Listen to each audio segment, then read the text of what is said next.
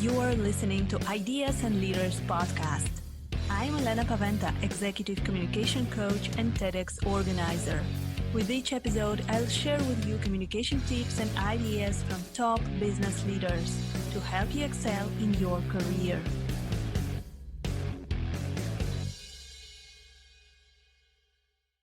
Hello, welcome to Ideas and Leaders podcast. In this episode, I'm speaking with Heenle Turner. She's the Vice President of Content and Consulting at the All In Company. Hi, Heenle. It's great to have you on Ideas and Leaders. Thank you so much for having me. It's great to be here. So today I wanted to speak with you about how to recruit, how to hire, how to retain those great employees in our companies, in our organizations. But first of all, I wanted to ask you to tell us something about yourself and to introduce yourself. I know that you are the expert in this area, but I'm sure that you can tell your story. How did you get where you are right now? Sure. So it's interesting. I didn't plan on working in HR, and I don't know that I knew right away that this was going to be the field for me, or that I would end up love working with business owners, or that my mind really works in an organized kind of business sense. I just never thought of that. So I started really with with a career after college, working as an admin. So I've kind of done it all. So I was an admin assistant in college. I worked in retail. I worked 4 or 5 jobs just because I wanted to get the exposure and to learn as much as I can, but I also wanted money. So I was like, well, I have to work. So I hustled, worked through college, and after college, my next step I knew was going to be law school, but I wanted a little bit of a break. So I worked as an admin assistant, and I went to law school, and then I quickly discovered it wasn't for me. And so I said, okay, well, what am I going to do now? So I started taking courses at the University of California here in Irvine, and you can do an introduction course, so introduction to business, introduction to human resources, introduction to whatever. And I thought, okay, if I take introduction courses, then I'll get a better idea of what I like doing and the field, and then I can pursue that. So I ended up just loving the human resources field and all the different elements, like, from recruitment to hiring to employee relations to labor relations.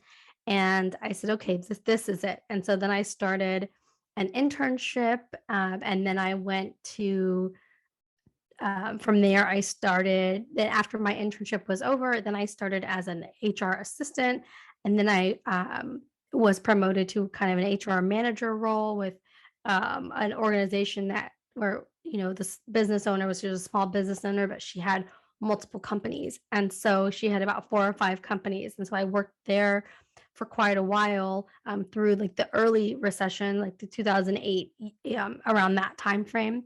And so we were large. We were about 80 or 90, and then brought us down to about 30 or 40, and then back up to about 50.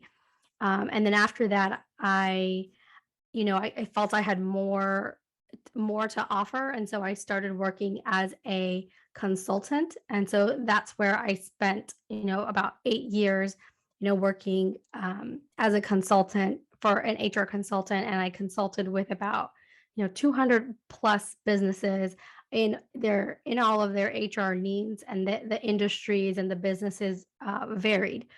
So a lot of exposure. I learned so much in those years about businesses and working with owners and what their needs are.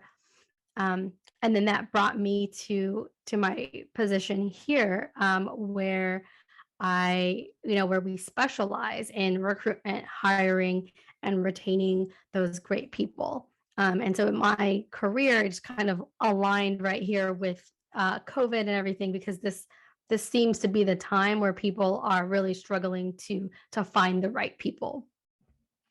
Yes, indeed. Now this is this time when people are struggling to find people, but also people are struggling to find companies that would fit their needs, their current needs, because our needs kind of changed and evolved through this pandemic situation. And we have a very interesting story. So you kind of grew into this HR and became an HR professional. In my case, I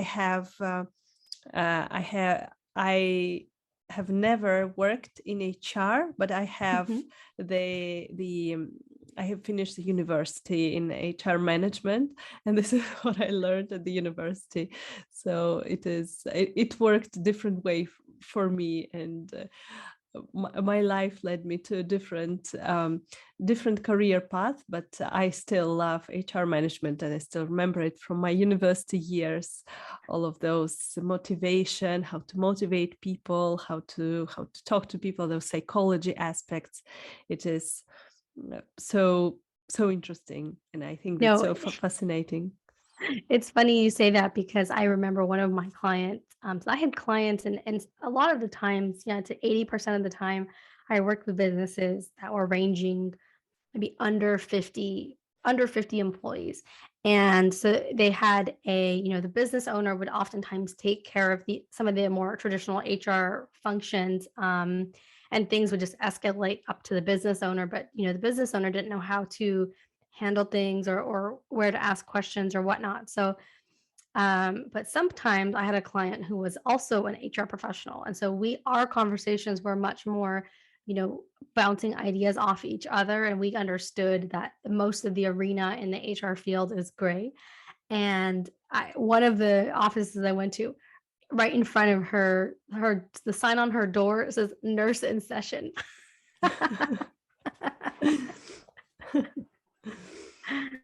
So that was great. Yeah, that's great. That's great.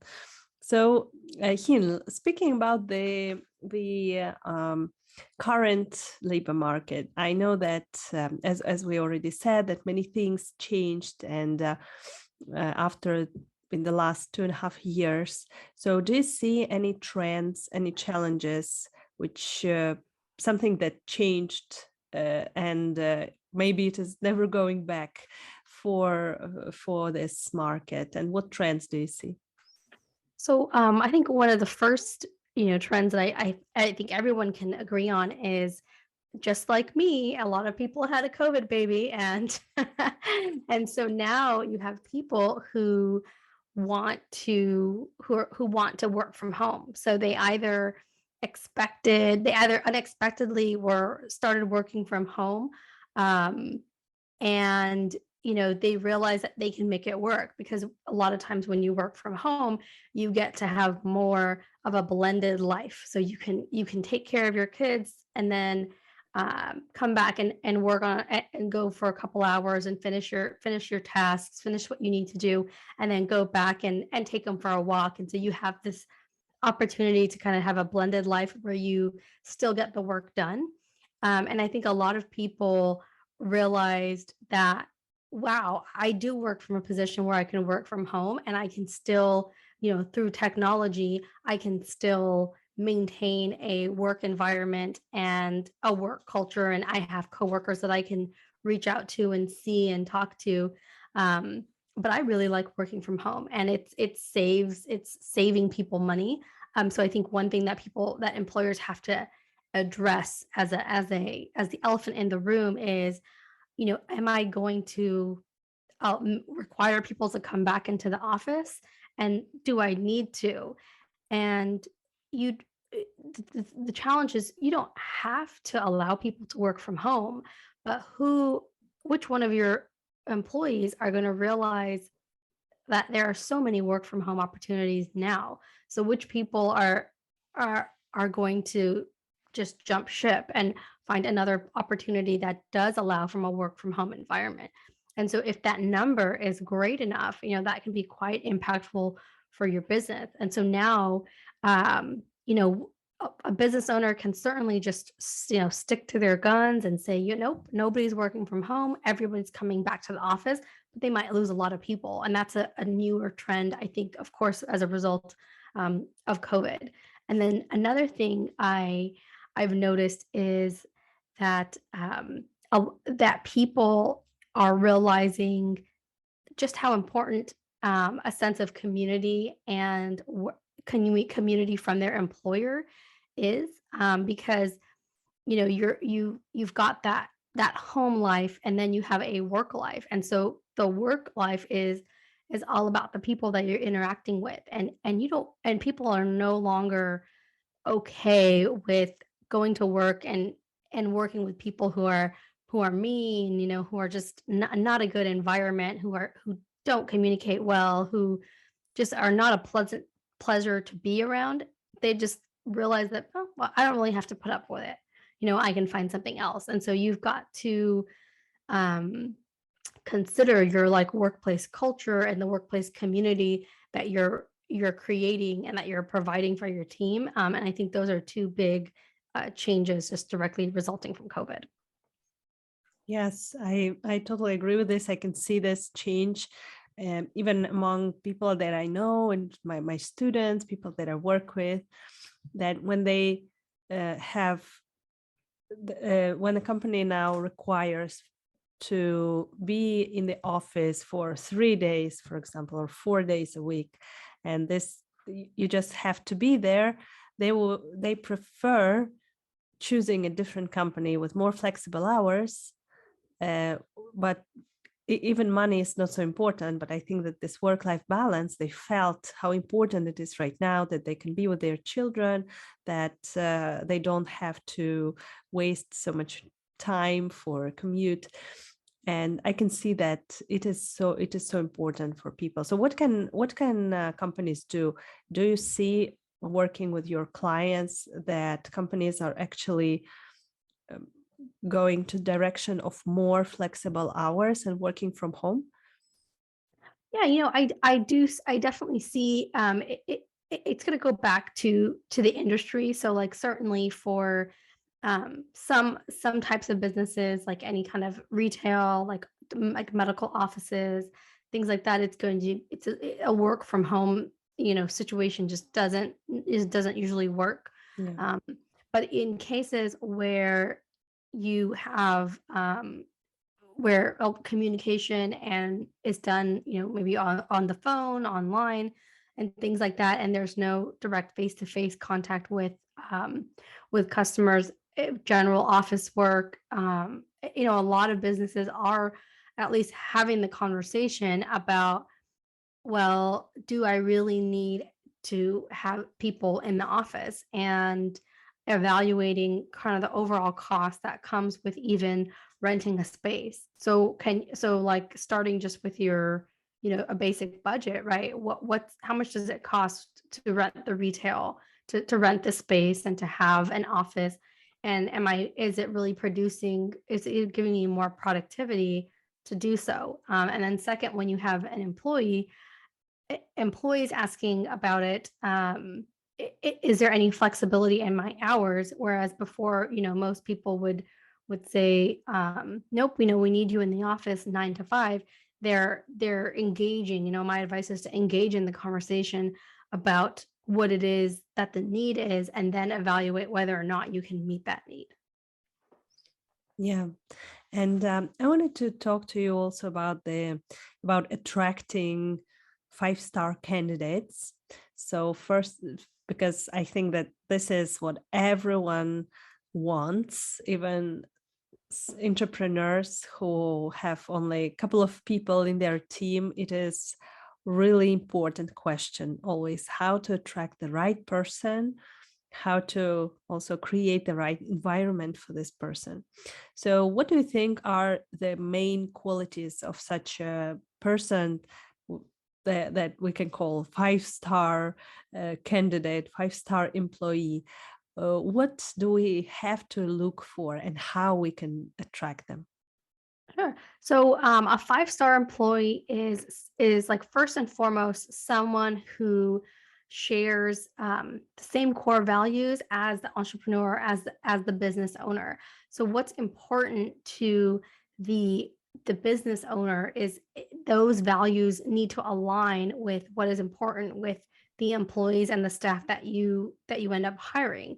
You know, if for example, if something like attention to detail is very important in your organization, and very important, really more than your organization, if it's very important to you, so punctuality and attention to detail, then that needs to be important for every person that comes into your candidate pool, because that is going to make that person earn that first star in the 5-star rating system, is that you have to have these core values that align. And so a lot of times, people struggle with understanding what their own core values are because they've never thought about it. They've never completed like a core values exercise. And so they go out and try to recruit, and without really understanding what you're looking for, you're not going to find that person. Yeah. And so the first thing, you need to do is look for that person whose core values align with yourselves. And that's kind of the first star. The second star is that you've got a candidate who always gets the 11 qualities of a 5-star employee. So the 11 qualities are things like supportive, that they listen, that they're limber, that they're open to feedback. So we have 11 qualities of a 5-star employee. So all 5-star employees share this universal qualities. The third is that that a 5-star employee is somebody who not only possesses the skill set and the aptitudes to do the job that you need them to do, but they are committing and actually capable of exceeding your expectations and and meeting the success metrics that you need for the job. So, for example, if you have someone who you're looking for in the sales, like a salesperson, so to remain profitable, so you need them to close 10 sales a week. So somebody who is a 5-star employee will close 10 sales a week. So not only do they have the skill set to do so, but they are meeting those success metrics that you have defined that clarify what success looks like in that role. And then finally, that they're contributing to you and your business, and they're giving you a 3x return on your payroll. So a 5-star employee is one who achieves all of these, earns each of these stars, and they are out there. You just got to find them. Yeah. So, but how to find them? This is the question. So, what can we Yeah. do to attract such people? Yeah, I mean, so the first, it's important to understand that it's a numbers game. So the 5-star employees are, I mean, they represent the top 15% of the applicant pool out there in the market at the given rate.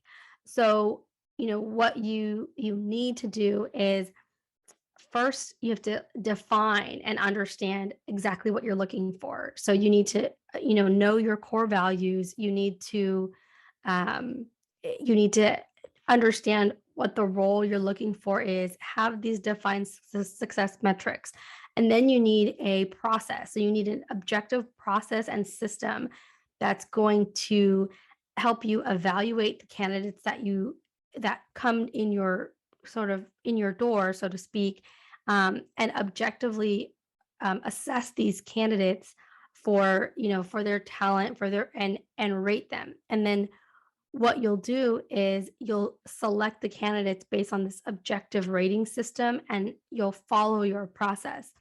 And you ask, well, how do I attract them? Well, like the first thing you need to have is you need to have a great job posting that is very specific and very detailed about what it is that you're looking for. So your job posting, for example, should be should get the candidate the information that they need. So this is how much I'm paying. This is what the job title is. These are my success metrics. So putting it out there that I'm not just looking for a salesperson with experience. I'm looking for somebody who is going to close 20 sales, 20 new clients a week. So somebody who is an elite performer will see that number and maybe see that as a challenge and get excited and be like, yes, I can do this.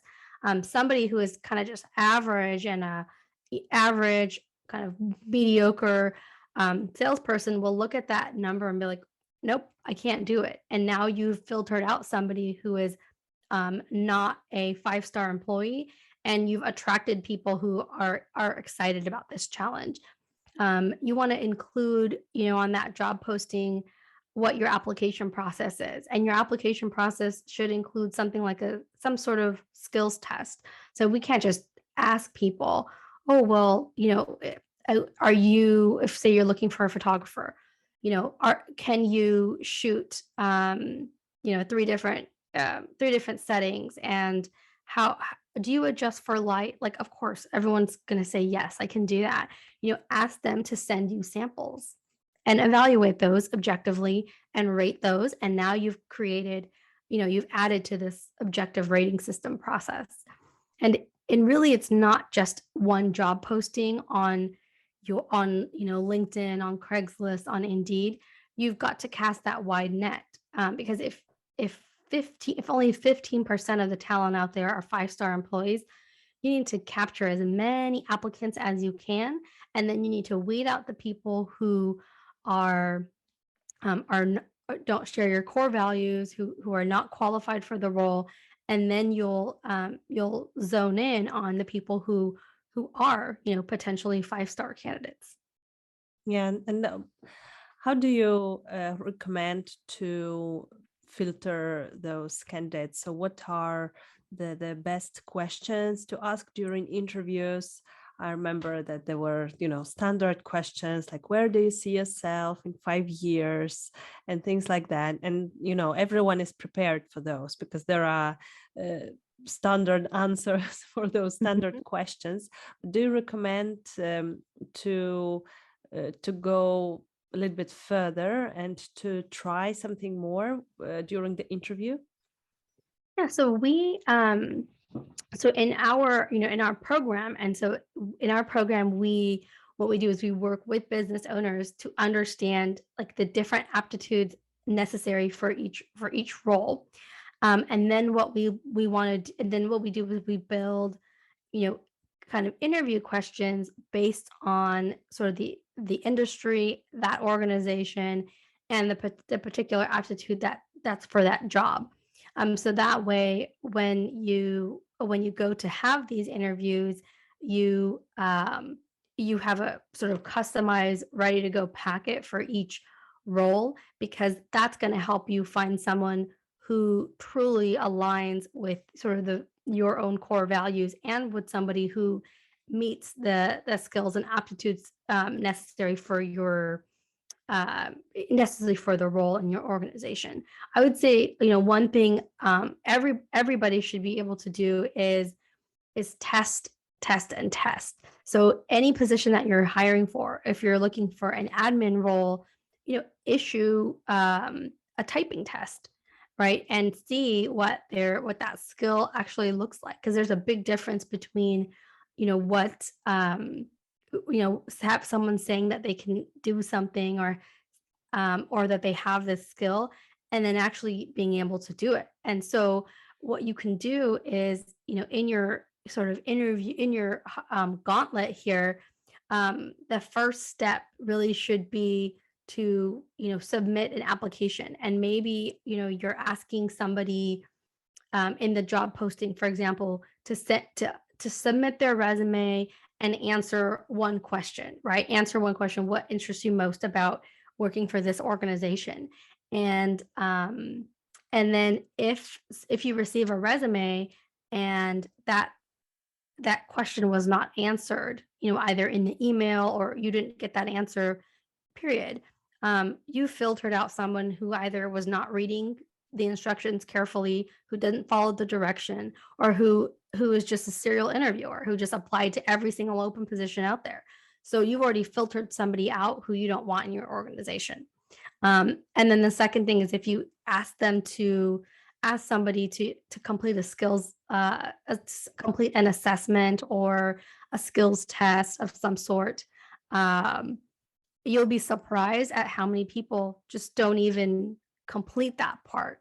Um, and again, someone who did complete that part, you've also filtered somebody out who was not a 5-star candidate. So you need to build out your process, and try not to spend your time interviewing every single person who comes in. So kind of build out filters and spend your time with the more of the 4 or 5-star candidates rather than the 1, 2, 3-star candidates. Yes, definitely. This is what we want. If we see that something is not filled in or someone did not read the instruction carefully, then probably this person is not motivated enough to actually to actually work in our organization.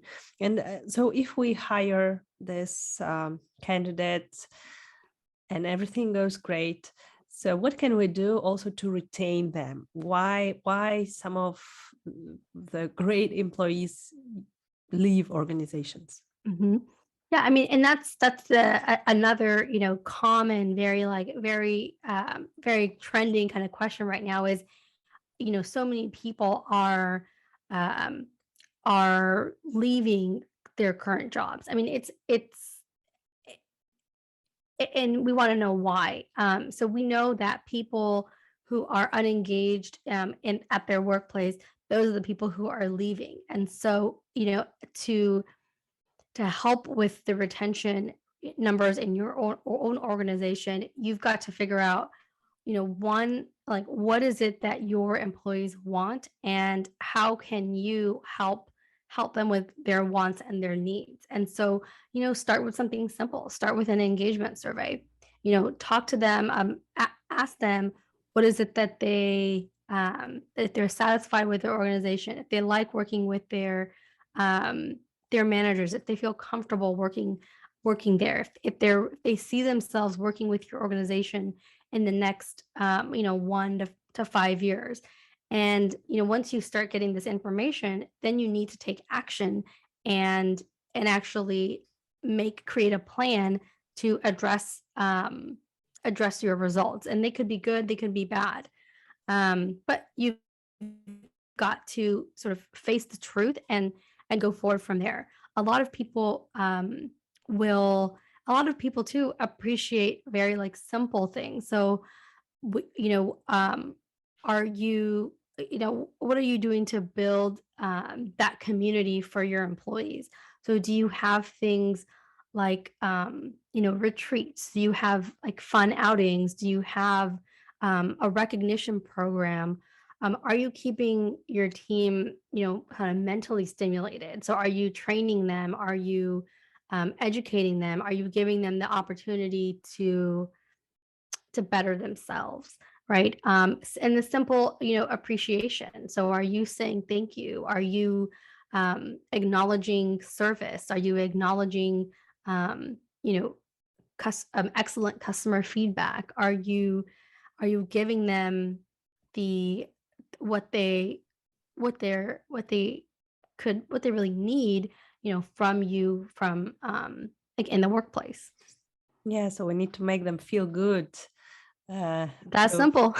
yes, first ask them what makes them feel good, and then just do this and show appreciation. It is always important.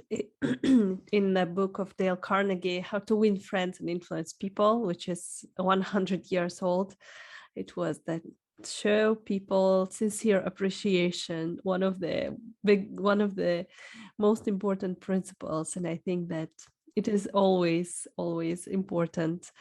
Even 100 years later, this is still one of the most important principles.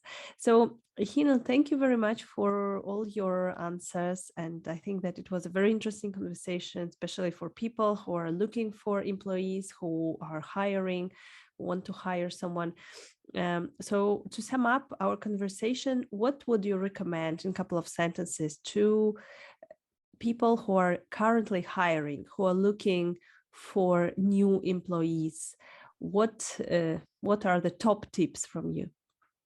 Yeah. So first, the first rule is really is never settle. So you should never settle for someone who is average, for somebody who is not going to do the work that you really need them to do. When you settle, you're just going to find yourself, it's a constant always recruiting because they're never going to work out and you're going to find yourself recruiting all over again. Two, you really want to stick to a process. So you need to create an objective process that's going to help you find these kind of 5-star candidates. And then you need to stick to that process. And just a bonus kind of tip here is in the interview process, when you're interviewing a candidate, be comfortable with silence. So if you have a question that you need answered, I need you to ask the question and give the candidate an opportunity to respond. Don't try to hint at the answer. Don't rephrase the question. Just listen for the answer and be comfortable with the silence. Great tips. Yeah, thank you very much, Heenle, for all of your input. I think that it is very important for our listeners who are entrepreneurs, who are also in HR and hiring for corporations. So if our listeners want to reach out, want to contact you, where can they find you? Sure. I mean, for your listeners, I'm definitely available, and I'd love to have a quick 15-minute consult with you. So feel free to email me at Heenle at theallincompany.com. We'll get that in the show notes for you. And you can check us out at 5staremployees.com. That's the number 5, 5staremployees.com. Perfect. Thank you so much, Heenle. It was such a pleasure talking to you today. Thank you so much. Thank you for listening to Ideas and Leaders podcast. Did you enjoy this episode? Let me know that you listened by tagging me in your LinkedIn profile and using a hashtag Ideas and Leaders. See you in the next episode.